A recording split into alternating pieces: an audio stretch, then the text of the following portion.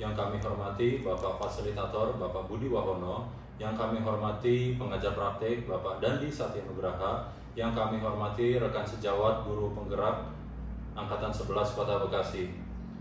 Mohon izin memperkenalkan diri, kami merupakan CGP Angkatan 11 Kota Bekasi. Pada kesempatan ini, kami akan melaksanakan tugas demonstrasi konseptual di modul 2.3, praktik coaching supervisi akademik.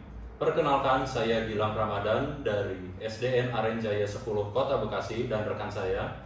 Perkenalkan, saya Ida Widayanti dari SDN Margahayu 5. Perkenalkan, saya Eva Purnamayanti dari SMP Negeri 11 Kota Bekasi. Demikian perkenalan dari kami. Wabillahi taufiq wal hidayah. Wassalamualaikum warahmatullahi wabarakatuh. Assalamualaikum Bu Eva. Waalaikumsalam Pak. Bagaimana keadaan Bu Eva hari ini? Alhamdulillah sehat Pak Gilang. Semoga Pak Gilang juga sehat ya. Amin, amin ya rabbal alamin. Baiklah Bu Eva, hari ini Ibu akan melaksanakan praktik coaching, benar ya Bu? Dengan siapa Ibu? Betul Pak, dengan Bu Ida Pak.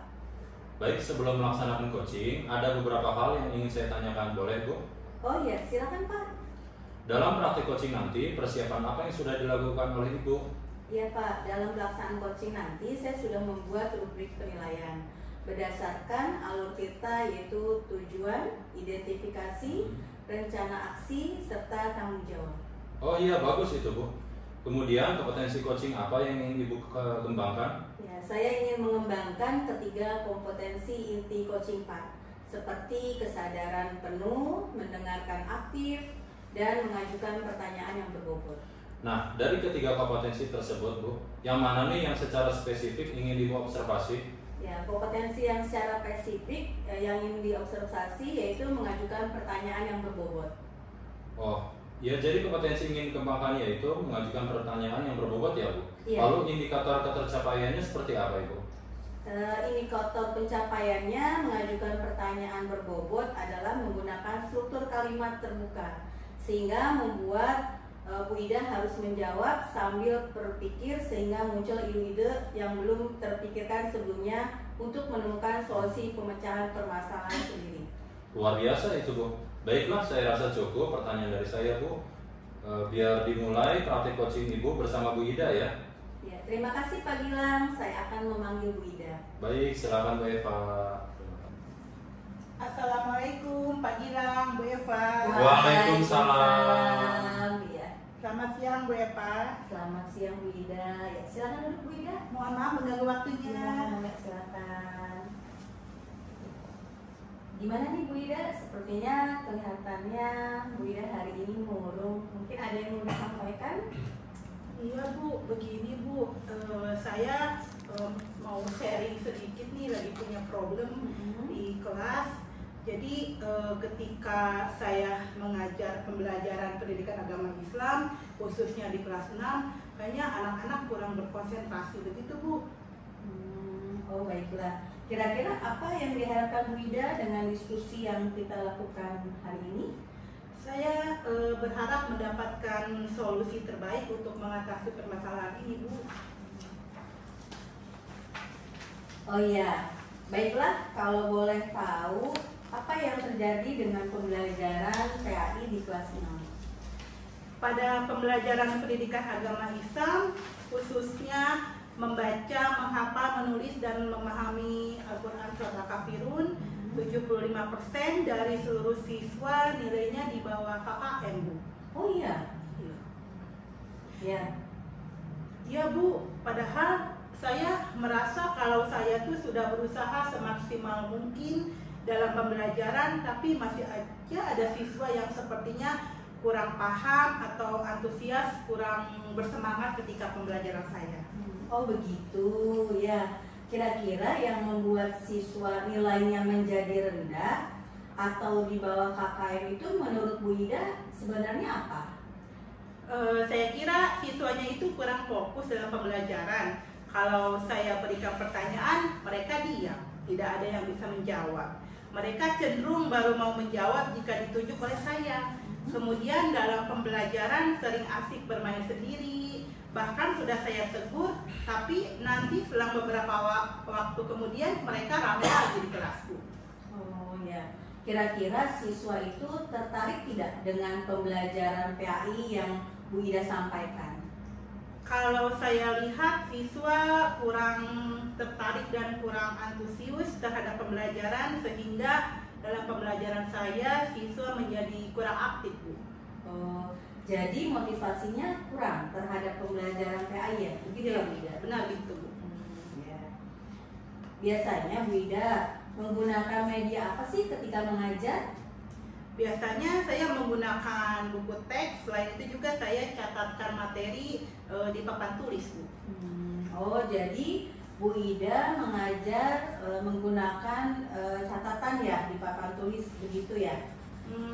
Iya, Bu, kayaknya seperti itu, Bu. Ya, selain itu menggunakan media apa lagi, Bu? Kalau metode lain mungkin saya menggunakan metode diskusi dan tanya jawab. Diskusi ya, baik-baik. Menurut Bu Ida, dari angka 1 sampai dengan 10, kira-kira upaya Bu Ida dengan menggunakan buku teks, mencatat dan diskusi berada di posisi angka berapa untuk membuat anak fokus dan memahami materi pendidikan agama Islam?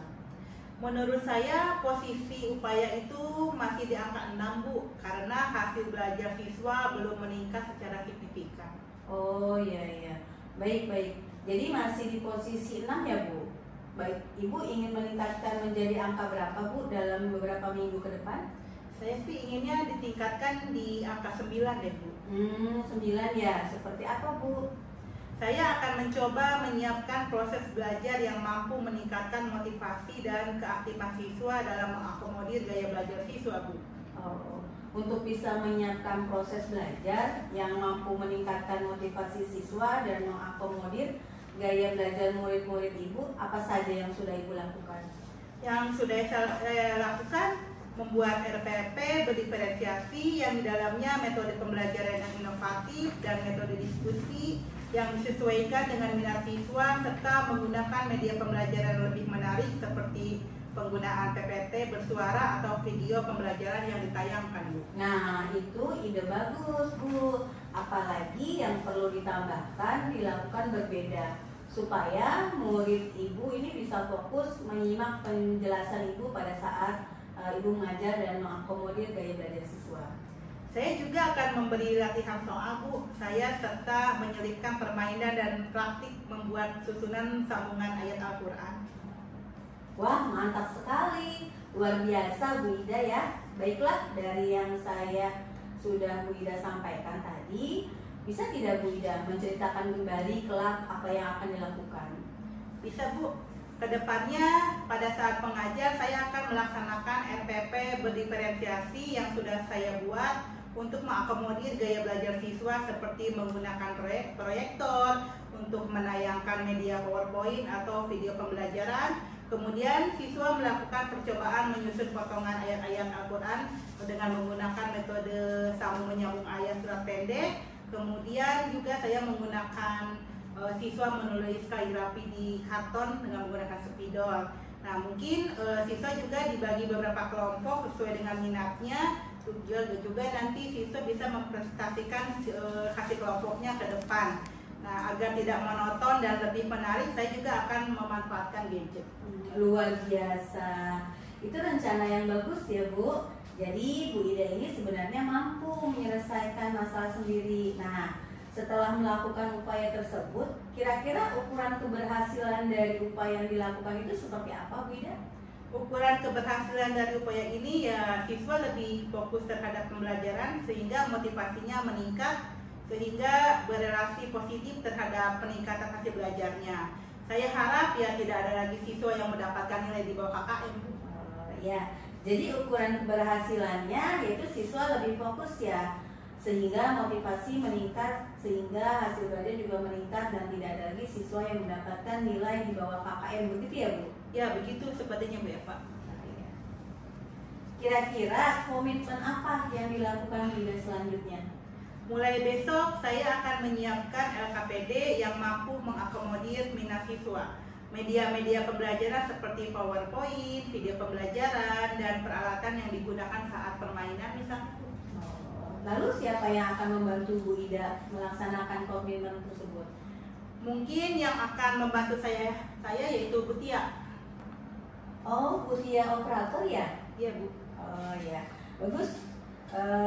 Jadi nanti bisa sharing bersama apabila Bu Ida menemui kendala dari pembuatan PPT, video pembelajaran maupun dalam penggunaan alat peraga pada saat permainan. Baik Bu Ida, kalau saya simpulkan dari awal ada permasalahan yaitu siswa 75% dari seluruh siswa nilainya di bawah KKM.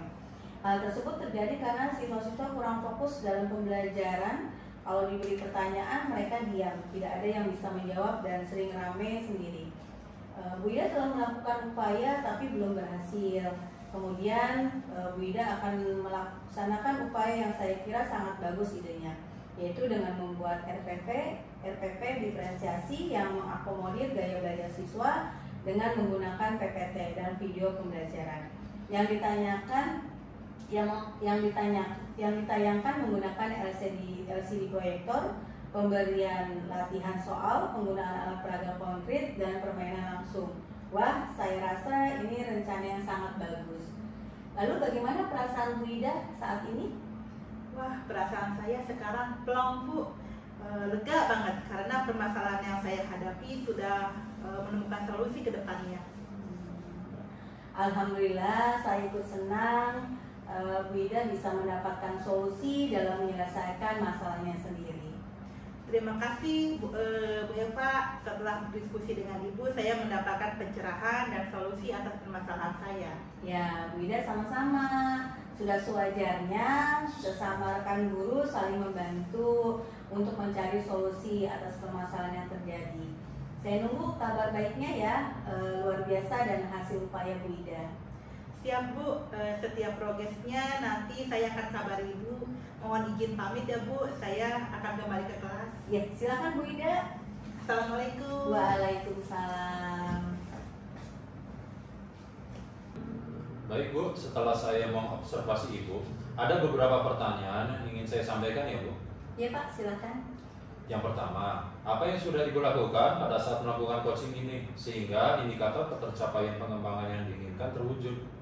Ya, setelah saya melaksanakan coaching tadi ya Pak, saya rasa saya sudah menggunakan struktur kalimat terbuka sehingga membuat coach harus menjawab sambil berpikir sehingga muncul ide-ide yang belum terpikirkan sehingga coach mampu mendapatkan solusi dari permasalahannya sendiri.